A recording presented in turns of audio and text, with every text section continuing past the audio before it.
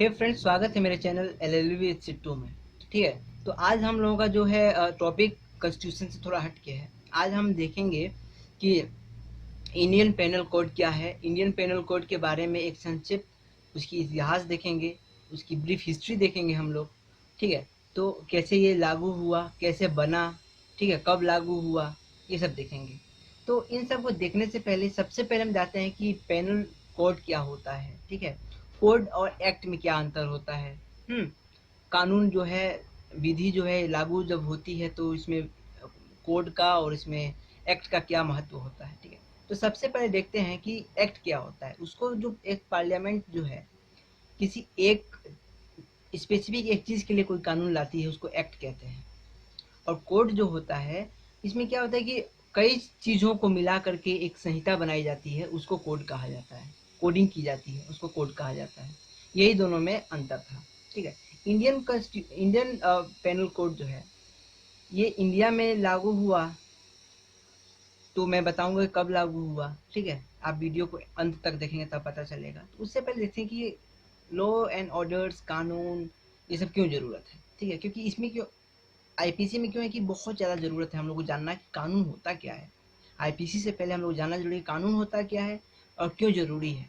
ठीक है, तो लॉ एंड ऑर्डर मेंटेन करने के लिए शहर में, सिटी में, सोसाइटी में, जहाँ रहते हो, गांव में, घर में, एक कानून रहना चाहिए, लॉ रहना चाहिए कि जिसके विपरीत आदमी काम, जिसके अंतर्गत आदमी काम करे, विपरीत काम करने पे उसको सज़ा मिले। यही लॉ है। तो सबसे पहले जो भारत दुनिया में लॉ आया उसमें क्या था कि किसी के बदले, किसी के आंख फोड़ने के बदले आंख, ठीक है, हाथ के बदले हाथ और मृत्यु के बदले मृत्यु दी जाती थी। वो न्याय होता था उनके लिए। ठीक है, फिर समय बदलता गया, जो ये बारबेरियन टाइप का मानसिकता खत्म होने लगी, सिविलाइजेशन होने लगा। तो लॉ का जो असली तरह से आप कहेंगे तो भारत में ही हुआ है। ठीक है, क्योंकि इंडियन कल्चर जो है इसमें हम लोग को बहुत सारी ऐसी किताबें हैं जिससे पता चलता है कि हाँ, उस समय भी लॉ एंड ऑर्डर्स हुआ करते थे, उस समय भी पेनल कोड्स हुआ करते थे। जैसे कई किताबें हैं, कई ग्रंथें हैं। जैसे पहला है हम लोग का मनुस्मृति, यज्ञवल्क्य, और उसके बाद फिर चाणक्य का किताब हो गया, नारद हो गए। तो ये सब मैंने इन लोगों के बारे में मैंने हिंदू लॉ में आपको बता चुका हूँ मैं। हिंदू लॉ के जो सोर्सेस में है, ठीक है, एंशिएंट सोर्स में ये सब के बारे में डिटेल्स बता चुका हूँ। आपके दिमाग में द्वेष है, किसी के ऊपर गुस्सा है, या फिर किसी के जानते हैं कि इसको, इससे कुछ बीमारी हो सकती है, कुछ इसको क्षति हो सकती है, अगर आप सोच के यह काम कृत्य करते हैं तो आप सजा योग्य हैं। ठीक है, तो इसमें इन्होंने, मनुस्मृति में इन्होंने कई चीज़ों के बारे में नाम लिया। जैसे चोरी हो गया, डकैती हो गया, छीनपट हो गया, छीनना वोना हो गया, रेप के बारे, बलात्कार के बारे में इन्होंने लिखा। इन्होंने मानहानि के बारे में सोचिए, उस ज़माने में, आज से 2000 साल, 3000 साल पहले भी जब इन्होंने लिखा ग्रंथ अपना, तो उस समय में भी इन्होंने मानहानि का बात रखा, डिफेमेशन का बात रखा, जो हमारे इंडियन पेनल कोड में अभी भी है। ठीक है, तो वो आप उस समय से सोचिए कि उस समय में इन सब की चीज़ के बारे में डेवलपमेंट होने लगा था। ठीक है, तो उसके बाद अभी हम लोग देख रहे हैं कि ये एंशियंट समय का क्या क्या था। ये सब एंशियंट समय का था। और मनुस्मृति के बाद इस्लामिक आए, फिर नारद आए, फिर चाणक्य आए। ठीक है, तो ये सब देखते आए आप। और इसके बाद क्या हुआ कि जब मुगल आए भारत में, मुगल आए, मुगल के साथ ही क्या हुआ, अब वो अपना अलग कानून लेकर आए। ठीक, हमारे यहाँ जो कानून था वो तो हिंदुओं पे लागू होता था, और जो मुगल आए वो मुस्लिम मोहम्मदन लॉ उन लोगों का जो ज़्यादा इफेक्टिव था, वो लोग मोहम्मदन लॉ को फॉलो करते थे।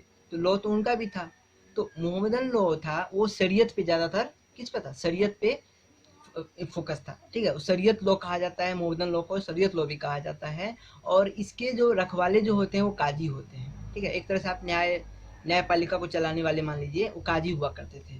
ठीक, तो यही सब चीज़ें थी, और राजा हेड करते थे, राजा ऑर्डर देते थे। तो समय के साथ बदलता गया, समय होता गया। और हाँ, जो मुस्लिम लॉ तो था, जो मोहम्मदन लॉ था, शरीयत लॉ था, वो दो टाइप का था। दो टाइप का क्राइम था उसमें। एक था क्राइम अगेंस्ट गॉड, जो भगवान के अगेंस्ट आप क्राइम करते हैं, और क्राइम अगेंस्ट मैन, जो भगवान के विरुद्ध करने वाला, जिसमें हो गया एडल्ट्री हो गया, और उसमें नशा करके कोई कुछ काम करता हो वह हो गया, और आदमी के विरुद्ध हुआ चोरी डकैती या फिर मारपीट, काटा पीटी, मर्डर, ये सब के बारे में हुआ। ठीक है, चीनती अनैति के बारे में ये सब इसमें आने लगा। मुस्लिम लॉ के दूसरे पार्ट में आने लगा, अगेंस्ट क्राइम अगेंस्ट ह्यूमन। तो ये दोनों हम लोगों ने ये सब देखा हम लोगों ने कि एंशियंट में कैसा सिस्टम था, मेडिवल में कैसा सिस्टम था, मॉडर्नाइजेशन के समय में, मॉडर्न इंडिया के समय में क्या हुआ। 1600 के समय में जो चार्टर, एक इंग्लैंड में एक चार्टर आया जिसमें एलिजाबेथ ने चार्टर निकाला, जिसमें उन्होंने कहा कि ईस्ट इंडिया कंपनी को ये परमिशन दिया गया कि आप इंडिया में जा करके आप अपना कंपनी फैक्ट्री लगा सकते हैं और अपना एक न्याय प्रक्रिया और अपना प्रशासन चला सकते हैं। ठीक है, तो उन्होंने इंडिया आया। इंडिया में आने के बाद उन्होंने फर्स्ट, सबसे पहली बार उन्होंने अपना ऑक्युपाई करना शुरू किया बंगाल से। ठीक है, तो 1773 का समय, 72-73 के समय उन्होंने बंगाल को क्या किया, ऑक्युपाई कर लिया। बंगाल के साथ 3 राज्यों को और ऑक्युपाई कर लिया, बंगाल, बिहार और उड़ीसा। तो उसको इन्होंने ऑक्युपाई करने के बाद वहां से उन्होंने शुरू किया अपना साम्राज्य फैलाना। अब आप किसी जगह का राज करते हैं तो वहाँ का लॉ एंड ऑर्डर भी तो आप ही को संभालना पड़ेगा। ठीक है, तो लॉ एंड ऑर्डर्स को संभालने के लिए उन लोगों को बहुत कठिनाइयाँ हो रही थी अब, क्योंकि हिंदू के ऊपर हिंदू लॉज फॉलो करना पड़ रहा था, मुस्लिम के ऊपर मुस्लिम लॉज रखना पड़ रहा था, और जो ब्रिटिशर थे उनको ब्रिटिशर लॉ को फॉलो करना पड़ रहा था। तो जब ये सब के बारे में जब इकट्ठा हुआ और जब न्याय करने का समय आता था तो बहुत दिक्कत हुआ करती थी। ठीक है, तो उसी जब ऐसे दिक्कतें होने लगी तो उन लोगों को लगा कि नहीं, एक कोडिफाई होना चाहिए, क्योंकि उस समय क्या समय के अनुसार बदलता गया। कलकत्ता के बाद मद्रास हुआ, मद्रास के बाद बॉम्बे हुआ, तो अलग अलग, जैसे कलकत्ता और मद्रास में क्या था, बंगाल और मद्रास में क्या था, यहाँ पे मुस्लिम लॉज ज़्यादा इफेक्टिव था, ज़्यादा तरह से माना जाता था, और इधर महाराष्ट्र में हिंदू लॉज होते थे। तो ये एक तरह से बहुत इन लोगों का खिचड़ी पक गया था। ठीक है, जब किसी के बारे में कोई केस हो, किसी को सुनवाई करनी हो, तो वो लोग जूरी के ऊपर डिपेंड हुआ करते थे, जज जूरी अपनी बात बताया करते थे, और उन लोगों को बहुत दिक्कत होती थी कौन सा को मतलब कानून कब लगना चाहिए। ठीक है, तो समय के साथ बदलते गया तो क्या हुआ कि 1773 में एक रेगुलेशन एक्ट आया। ठीक है, चार्टर आया जिसमें भारत को गवर्नर जनरल का एक उपाधि दी। भारत में एक प्रशासनिक कार्रवाई चलाने के लिए एक उपाधि आई, एक पोस्ट आया गवर्नर जनरल का। ठीक है, और उसी समय सुप्रीम कोर्ट की स्टैब्लिशमेंट भी हुई कलकत्ता में। ठीक है, आप ध्यान दीजिएगा, अब क्या हुआ, वो आ गए, गवर्नर जनरल आ गए, सुप्रीम कोर्ट आ गया, और उसके अगेंस्ट आप कहाँ जा सकते थे, उसके जजमेंट के, सुप्रीम कोर्ट के जजमेंट के अगेंस्ट कहाँ जा सकते थे, आप लंदन में जा सकते थे। ठीक है, तो अब कलकत्ता में दोनों चीज बैठने लगा। तो अब धीरे धीरे क्या हुआ कि समय बदलता गया। अब लोगों को कोडिफाइड कोई चीज चाहिए था जिसकी वजह से वो केस को लड़ सकें। जो 1773 से लेकर के 1861 तक जो सिस्टम बना था, न्याय प्रक्रिया को चलाने के लिए जो सिस्टम बनी थी, वो 1873 से लेकर के 1773 से लेकर के 1861 तक वही सिस्टम, वही रूल्स लागू हुआ। ठीक है, पहले क्या, गांव के अंदर जो हो अमीन हुआ करते थे, अमीन लोगों को यह पावर दिया गया था कि आप 50 रुपए तक या 1 महीने तक का जुर्माना लगा सकते हैं, और 1 महीने तक का जेल का प्रावधान आपको दिया जाता है अमीन को। ठीक है, तो अमीन वाला सिस्टम था, और जो बातें हुआ करती थी, जो सिस्टम थे, जो डॉक्यूमेंटेशन था, अधिकतर उर्दू हुआ करता था। ठीक है, तो ये सब चीजें उस समय में हुआ करती थी। फिर कुछ समय के बाद 1833 में, अब देखिएगा हमारा इंडियन पेनल कोड का एक टर्निंग पॉइंट आ रहा है। ठीक है, अब एक ऐसा समय बन रहा है जबकि एक कोडिफाइड कोई चीज बने। ठीक है, तो 1883 में लंदन में लॉर्ड मैकॉले ने एक प्रस्ताव रखा लंदन में, और उन्होंने कहा कि क्यों न इंडिया के लिए एक यूनिफाइड, एक ऐसा कानून बनाया जाए जिसको सबको आप वो करें तो सबके ऊपर लागू किया जा सके, ऐसा कोड बनाया जाए, ऐसा एक कानून बनाया जाए। ठीक है, तो उसके लिए उन्होंने वहाँ प्रस्तावना रखा, तो वहाँ के राजा ने इस बात को एक्सेप्ट किया, और उन्होंने कहा कि ठीक है, चलो ये अच्छी बात है, ऐसा किया जाए। फिर इंडिया में हुआ कि गवर्नर जनरल ने 1833 में डिसीजन लिया अपने कैबिनेट में कि एक वो बनाया जाए, लॉ कमीशन बनाया जाए। तो 1884 में फाइनली एक इंडिया का फर्स्ट लॉ कमीशन, याद रखिएगा, नोट कीजिएगा, 1834 में इंडिया का फर्स्ट लॉ कमीशन बन के तैयार हुआ, और उस कमीशन के हेड कौन थे, लॉर्ड मैकॉले थे, और उनके साथ 3 लोग और हुआ करते थे।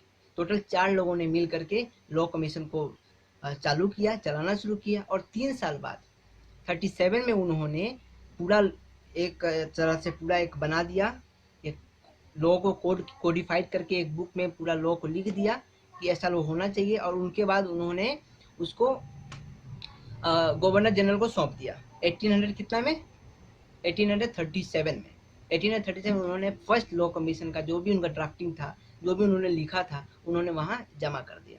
लेकिन समय के बाद इसको उतना महत्व नहीं दिया गया और फिर दोबारा एक बार और बना हम लोगों का लॉ कमीशन 1845 में। 1845 में दूसरा लॉ कमीशन बना और उस लॉ कमीशन को भी हेड कौन करते थे? उनको भी हेड ये मैकॉले ही करते थे, ठीक है। तो उसके बाद उस समय क्या हुआ कि ये भी जमा हुआ, फिर उसको रिवाइव करने के लिए ये भी उन्होंने बनाया, फिर से दोबारा बनाया उन्होंने 1845 में। और दोबारा जो दूसरा लॉ कमीशन जो था और उसका जितना भी ड्राफ्ट था, जो भी वो लोग लिखे थे, जो भी कानून बनाए थे, उसको रिवाइज करने के लिए 2 लोग आए, ठीक है, एक पीकॉक, एक बेंथन, ठीक है। तो इन दोनों ने मिल करके इसको रिवाइव किया और इसको फिर दोबारा इन्होंने गवर्नर जनरल को सौंपा। 6 अक्टूबर 1860 में इसको क्या किया गया? मंजूरी दे दी गई, ठीक है। 1856 में ये इसको जमा किया गया था लेजिस्लेटिव असेंबली के सामने, प्रस्तुत किया गया और उसको मंजूरी कब मिली? 6 अक्टूबर 1860 में। 1860 में इसको मंजूरी मिल गई। 6 अक्टूबर याद रखिएगा, ठीक है। कब इसको मंजूरी मिली?